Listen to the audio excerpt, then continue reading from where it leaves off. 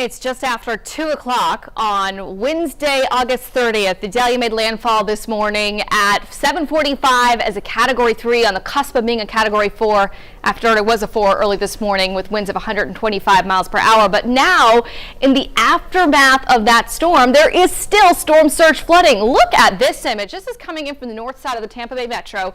You have people in trucks that are driving through the storm surge flooding in Palm Harbor, Florida.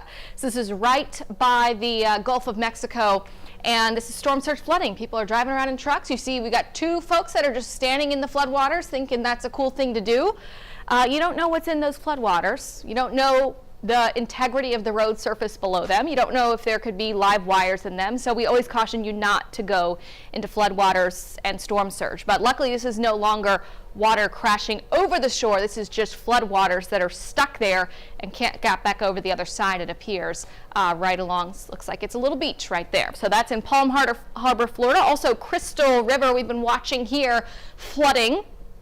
Also this is along the Big Bend of Florida. We have been seeing people driving by, not in cars, but in boats. Also, we saw what looked like the National Guard out there as well in the last hour. But Idalia, the latest update just came in at 2 o'clock, the top of the hour.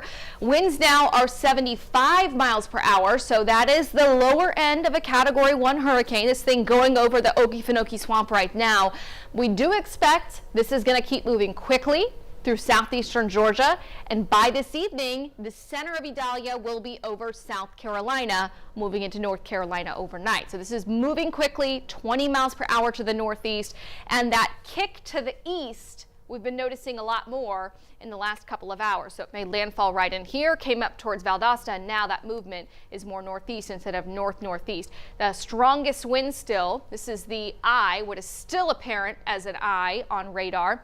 And so the northern side of that eye is where we've been seeing the heaviest rain and some of those strongest winds. Rain estimates, though, across southeastern Georgia.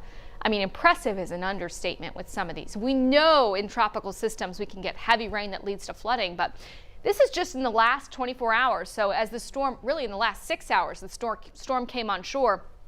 Some of these rainfall totals in Valdosta, look at this, 9 inches. This is a radar estimate, so those numbers could even be higher. Significant flash flooding did occur in a few parts of Valdosta this morning. In fact, we were showing that live on 11 Alive News, some of the flooding up to the bottom of houses that were out there in Valdosta, in addition to the wind damage that they were experiencing. Now, closer to North Georgia, as we've been telling you about the last several days, we were never expecting to get a direct hit from Idalia and really significant impacts, but still some of us are getting rain. We will see breezy winds kicking up this afternoon, and as this pulls away, we'll see those rain impacts and wind impacts subsiding into the overnight. But we still have some light rain right now coming down from Athens down into Covington area and down to Thomaston. And that rain is steadier and picks up in intensity as you get into central Georgia. That's where when you get south of Eatonton, closer to Milledgeville, Macon area, at times they're getting moderate rain.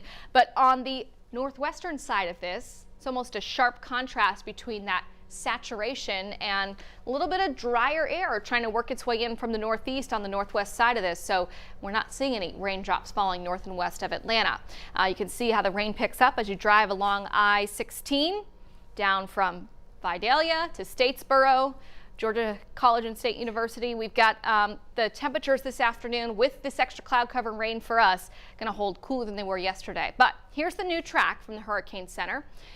Moving over Savannah early this evening, then it makes its way along the coast of South Carolina and then out to sea. So the steering currents, big trough of low pressure, dip in the jet stream, kicking this eastward in the next 24 hours. Some of those peak gusts from southern Georgia, these were just at official recording sites.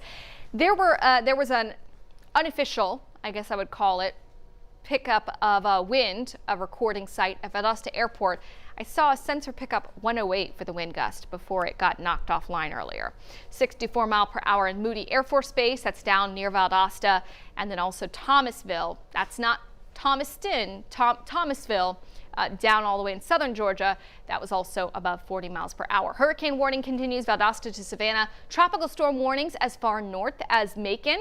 And as I mentioned, wind gusts here in the metro. It'll be breezy this afternoon, but the tropical storm force gusts are going to stay south of our area altogether. That's where the purple color is right there down in central and southern Georgia. For us in the metro, gusts around 20. So let's go through this forecast track hour by hour, putting everything in motion.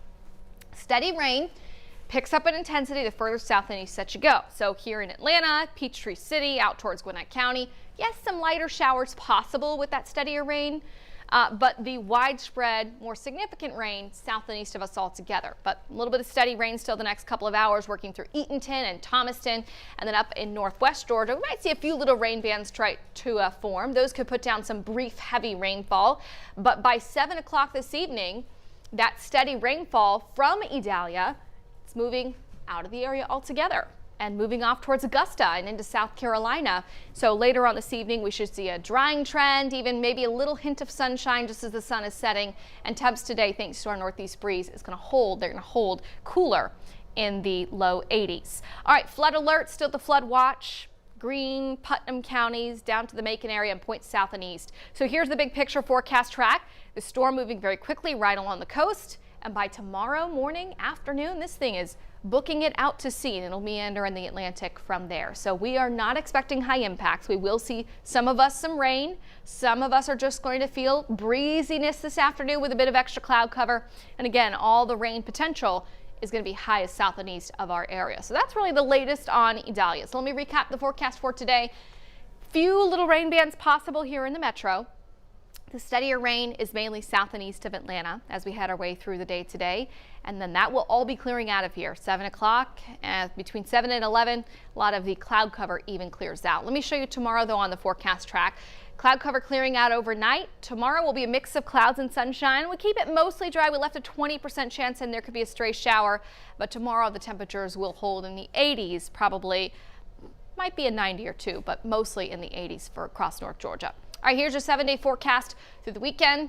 Look at that. Temperatures climbing up into the 80s and upper 80s, right around 91 on Labor Day itself. But the wasometer with that dry air, sunshine moving in, and not oppressively hot temperatures like we saw a week ago, it's going to be pretty nice. The wasometers are a 10 Friday, Saturday, and Sunday.